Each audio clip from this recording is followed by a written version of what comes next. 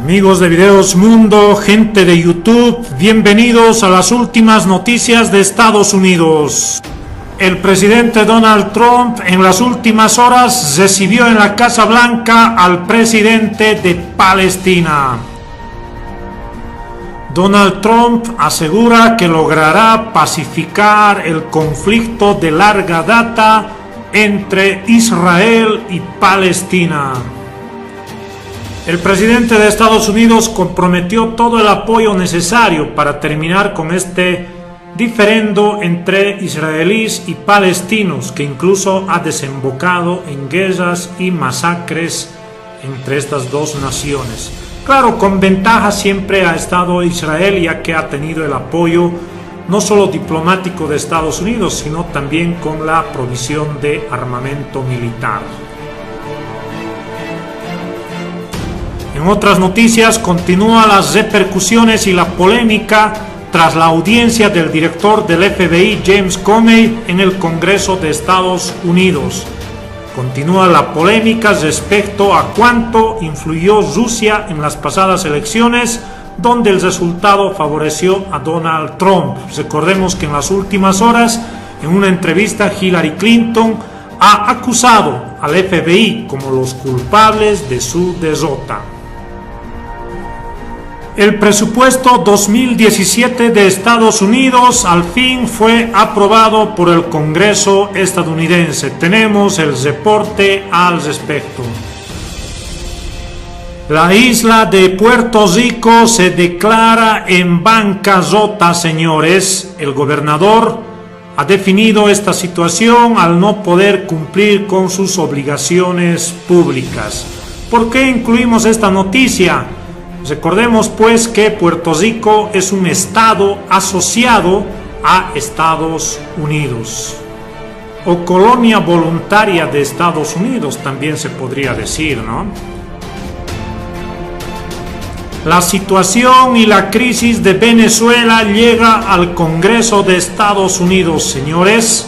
Tratarán un proyecto de ley sobre Venezuela. Tenemos todo el informe y el análisis sobre este tema.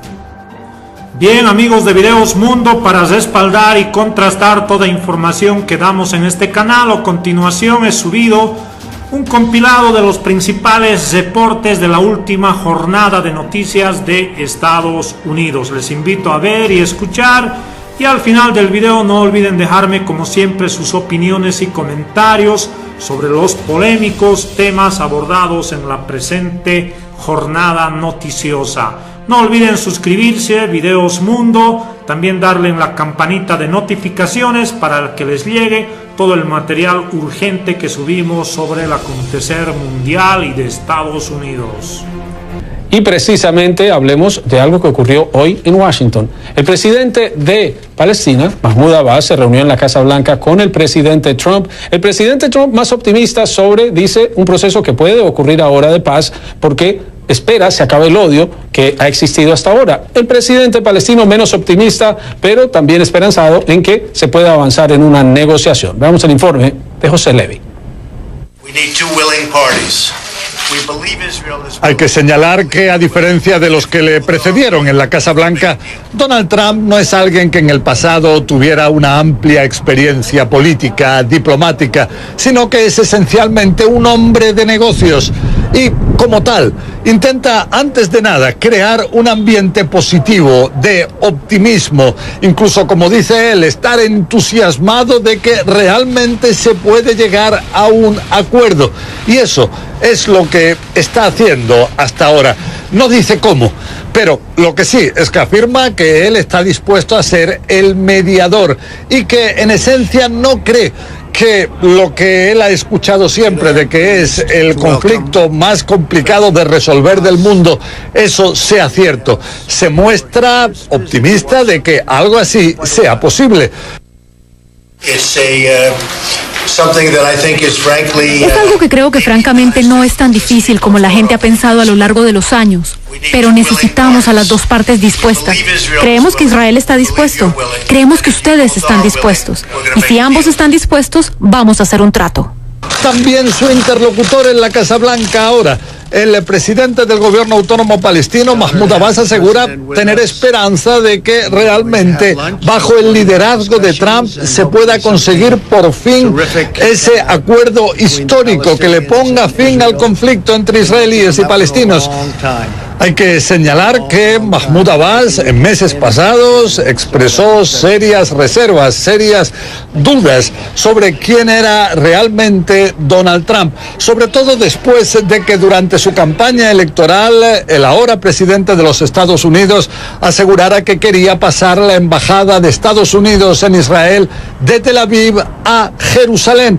También se mostraba de alguna manera indulgente con la posibilidad de que Israel levantara nuevas viviendas en los asentamientos judíos en la ribera occidental.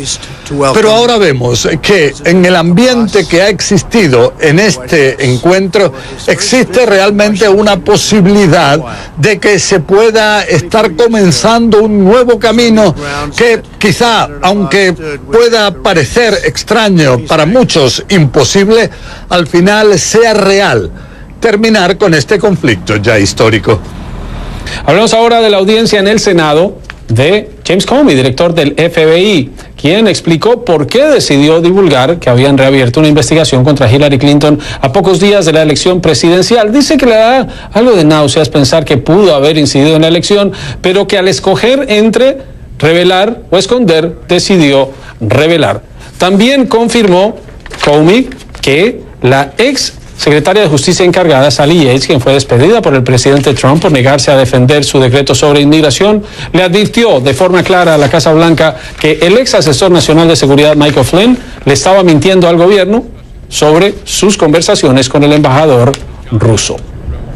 Y comenzamos con el proyecto que fue radicado ya en el Senado de Estados Unidos. Lo encabezan los senadores Cardin de Maryland y Rubio de la Florida y tiene que ver con Venezuela. Yone Molinares con un adelanto. Juan Carlos, 7 senadores entre demócratas y republicanos presentaron este proyecto de ley que esencialmente quiere imponerle sanciones, se dice, a aquellos que estén socavando la democracia y quienes estén involucrados en corrupción. Esencialmente, este proyecto de ley también incluye dinero, $10 billones para asistencia humanitaria, y le pide al Departamento de Estado que trabaje de forma multilateral para ayudar a solucionar la situación en Venezuela en un marco regional. La situación en Venezuela en derechos humanos, la economía, la situación para oponentes del régimen es un gran desastre ahorita y es importante para nosotros tener una estrategia para apoyar a la gente, y sanctions en su manera propia puede ser un parte de una solución. Bueno, este es solamente el comienzo. El proyecto de ley ahora tiene que pasar por los diferentes procesos de la aprobación aquí en el Senado y también en la Cámara de Representantes antes de que siquiera pueda llegar al escritorio del presidente Donald Trump. Juan Carlos. On this vote, the ayes are 309, the nays are 118. The motion is adopted. Y este fue el voto que se dio hoy en la Cámara. Va avanzando el proyecto de presupuesto. Este proyecto de Venezuela, que apenas está en su fase inicial, contempla $10 millones que dice irían a medicinas y alimentos distribuidos a empresas, a organizaciones no gubernamentales. Pero, ¿de dónde hay fondos? Sí hay fondos. El presupuesto, el acuerdo que aprobó hoy la Cámara, al que llegaron Cámara y Senado, incluye fondos para ese tipo de medida. Veamos qué más tiene el presupuesto. Informe de Isabel Morales. We are building this now. Para la Casa Blanca, la aprobación del presupuesto fue una victoria. Aunque no incluya dinero para la construcción del muro, consideran que los 1.500 millones aprobados son la cuota inicial. El acuerdo de presupuesto tuvo en cuenta otros temas regionales. Centroamérica y Colombia seguirán recibiendo la ayuda de Estados Unidos según el nuevo presupuesto acordado en el Congreso. Los demócratas lograron negociar con los republicanos y los recortes que propuso la Casa Blanca no se dieron por ahora. Para Centroamérica, la condición es que la región muestre avances en el tema migratorio y lucha contra el tráfico de personas. Para Paz Colombia, el documento asegura un fuerte apoyo, siempre y cuando el país demuestre resultados en la lucha contra las drogas, luego del auge de los cultivos de coca tras la suspensión de la fumigación aérea. Eso sí, los fondos no podrán ser destinados a las FARC. La Agencia de Estados Unidos para el Desarrollo Internacional gozará de un aumento de 82 millones con respecto al año pasado. El presupuesto para programas de asistencia de otros países aumentó a 679 millones. La investigación también ganó con este nuevo presupuesto. La Fundación Nacional de la Ciencia obtuvo financiación por 7.500 millones de dólares, 9 millones más del presupuesto de 2016. La NASA también recibe un aumento de 368 millones, es decir, contará con 20.000 millones de dólares para el 2017. El Servicio Nacional de Parques recibirá 81 millones más que el año pasado para reparación e infraestructura. El presupuesto para el servicio secreto será de 2.000 millones de dólares, un incremento de 112 millones comparado con el año pasado, incluidos 113 millones por gastos adicionales relacionados con la protección de la familia presidencial. Lo que en un principio parecía un revés para los demócratas se convirtió en una oportunidad para negociar. Los republicanos no lograron un acuerdo entre ellos mismos y tuvieron que ceder ante la oposición, un escenario que se podría repetir para el presupuesto de 2018, sobre el que el presidente Trump dijo estar dispuesto a cerrar el gobierno para lograr sus metas. Isabel Morales, CNN, Washington. Y Puerto Rico declaró hoy la bancarrota. Esperan la respuesta de un juez federal, pero se acogerán a la ley por el título 3 que está contemplado bajo la ley Promesa, la Junta de Supervisión Fiscal designada para seguir muy de cerca las finanzas de la isla, aceptó presentar eso ante numerosas demandas contra el gobierno por el incumplimiento de sus obligaciones. Son 70.000 millones de dólares, lo que lo haría la bancarrota más grande de un gobierno hasta ahora. El municipio de Detroit presentó una bancarrota por 18.000 millones de dólares en 2013, pero es un municipio. En el caso de Puerto Rico estamos hablando del gobierno de la isla. El director del FBI sigue generando titulares. Gustavo Valdés nos cuenta cómo le fue en su audiencia ante el Senado. Aunque el director del Buró Federal de Investigaciones de Estados Unidos, James Comey, evitó dar mayor información sobre el posible vínculo entre miembros de la campaña de Donald Trump y supuestos responsables de la filtración de documentos del Partido Demócrata, finalmente explicó las razones por las que a pocos días de la elección decidió informar al Congreso sobre la investigación del uso de un servidor personal por la entonces secretaria de Estado, Hillary Clinton. Asegura que en ese momento enfrentaba dos opciones, una muy mala y una catastrófica. Esto es terrible y me causa un poco de náusea el pensar que podríamos haber tenido un impacto en la elección, pero sinceramente no cambiaría la decisión. Quien no esté de acuerdo conmigo tiene que transportarse al 28 de octubre y mirar esto y decirme qué haría, si hablaría o encubriría. Quizá esté equivocado, pero sinceramente decidí entre estas dos opciones y aún ahora, aunque ha sido una de las decisiones más dolorosas del mundo, tomaría la misma decisión. No encubriría la información al Congreso del 28 de octubre. Explicó que sus agentes descubrieron correos electrónicos del Departamento de Estado, algunos de ellos clasificados, en la computadora del excongresista Anthony Weiner, quien era investigado en otro caso. Weiner era el esposo de una de las principales asesoras de Clinton. El martes, la ex candidata demócrata culpó a Comey y la revelación de esa investigación como parte de la causa de su derrota en noviembre. Comey dijo que su equipo debatió ampliamente las consecuencias de sus acciones. Fue un gran debate. Tengo un equipo fabuloso, a todos los niveles, y uno de mis abogados más jóvenes me preguntó que si debería considerar que lo que estábamos por hacer ayudaría a elegir a Donald Trump, y le dije, gracias por plantear el tema, pero no lo consideraría ni por un momento, porque así comenzaría el camino a la muerte del FBI, como institución independiente del país. No puedo considerar ni un segundo a quien perjudicaría políticamente. Nos tenemos que preguntar cuál es la acción apropiada y hacerla. Estoy muy orgulloso del debate que tuvimos y al final todo mi equipo coincidió que debíamos informar al Congreso de una manera significativa. El director reiteró que consideran a piratas cibernéticos rusos responsables de las filtraciones al Partido Demócrata, agregando que ese país es la principal amenaza a cualquier nación por sus intenciones y capacidades tecnológicas. También criticó al sitio Wikileaks por publicar los documentos robados. Comey también se reunirá en privado con miembros de la comisión para darles información clasificada que no puede ser discutida en público. Gustavo Valdés, CNN, Atlanta. ¿Qué consiste la ley de la defensa de la gobernabilidad democrática y la asistencia humanitaria para Venezuela? Vámonos hasta el Senado. Allí se encuentra Robert Menéndez, uno de sus impulsores, el senador demócrata por Nueva Jersey. Gracias, senador, por acompañarnos nuevamente. Bueno, ¿qué los impulsa a ustedes a este proyecto bipartidista que es bastante específico en lo que propone para Venezuela? Bueno, porque pensamos que hay una crisis en Venezuela, una crisis constitucional, una crisis de los derechos humanos del pueblo de Venezuela, una crisis económica en Venezuela. Y por eso esta ley propone autorizar $10 millones para asistencia de medicina y de comida al pueblo de Venezuela.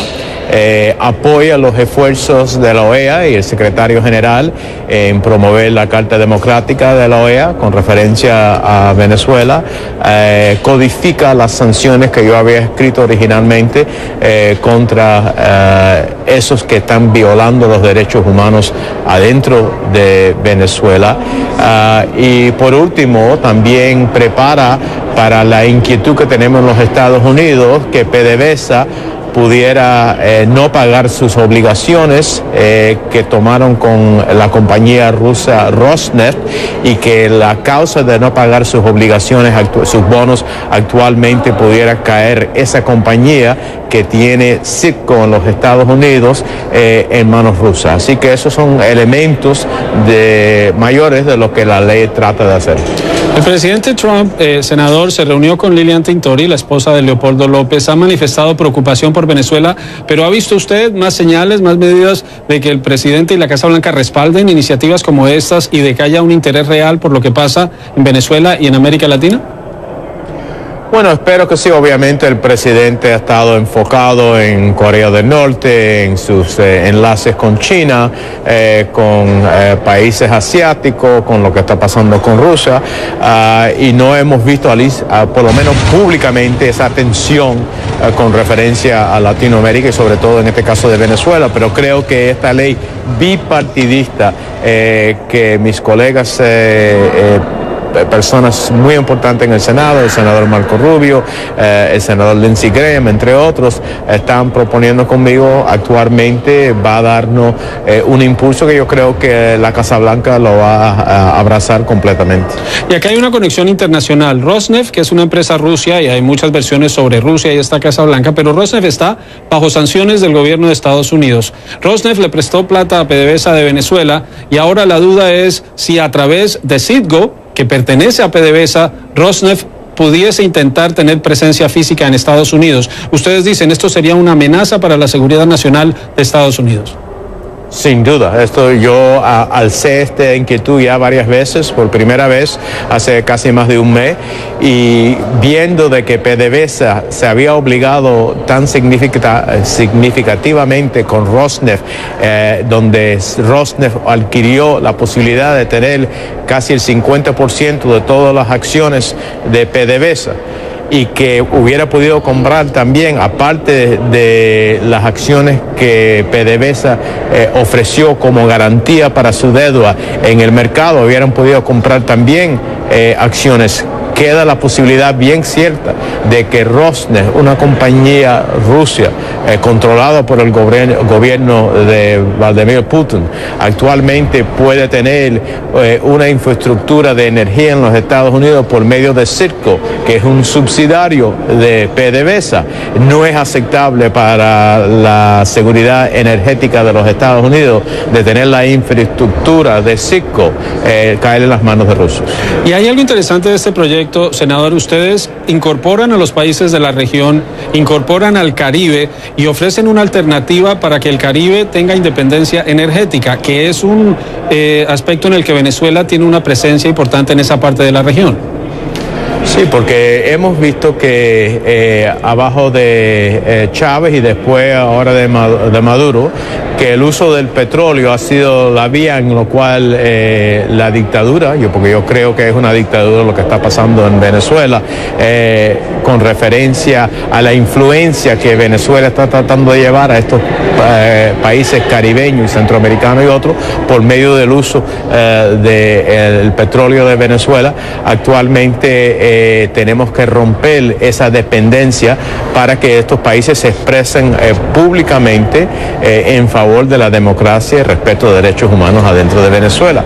Y por eso ofrecemos también una estrategia para cambiar la dependencia energética de estos países con referencia a Venezuela y el uso de PDVSA en una forma que creo que es inapropiado. En lugar de usarlo para el pueblo de Venezuela, se está tratando de usar para influir en otros países. Así que eso es otra parte de la estrategia de la ley que proponemos.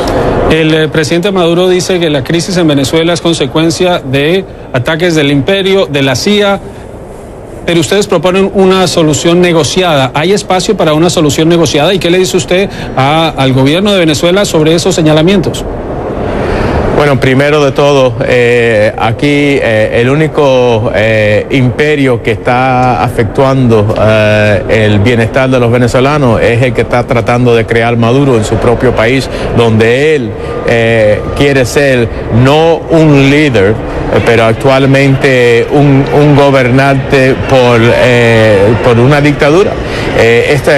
Tratar de convocar una nueva asamblea constituyente en violación de la Constitución, como lo ha dicho el secretario general de la OEA, es otro ejemplo de tratar de eliminar la democracia y la orden constitucional adentro de Venezuela. Así que él es el que está causando el caos, él es el que está causando el sufrimiento, él es el que le está quitando los derechos a los venezolanos, él es el que tiene sangre en las manos por las muertes que están pasando en Venezuela. Así que, y por eso yo estoy contento de ver que estamos por primera vez viendo otras voces en el hemisferio de otros países alzar también sus voces diciendo que esto no puede continuar. Para terminar, senador, ¿qué le dice usted a los venezolanos que nos ven? Les toca a través de internet porque sacaron nuestra señal del aire, y a quienes nos están viendo en Estados Unidos y en otros países de la región, sobre qué tan posible es que esto se dé y para cuándo podrían esperar una medida final. Bueno, estamos tratando de tener un proceso acelerado por el Comité de Relación Internacional, de tener el apoyo de la administración del presidente Trump, que creo que lo vamos a tener, y de esa forma impulsar lo más rápido posible la parte de la asistencia al pueblo de Venezuela, a la misma vez las acciones necesarias para que se restaure la democracia y el respeto de derechos humanos. Senador Robert Menéndez, demócrata por Nueva Jersey, el hispano de mayor rango en el Congreso de los Estados Unidos y también en influyentes comisiones como la de Relaciones Internacionales. Gracias, senador Menéndez, por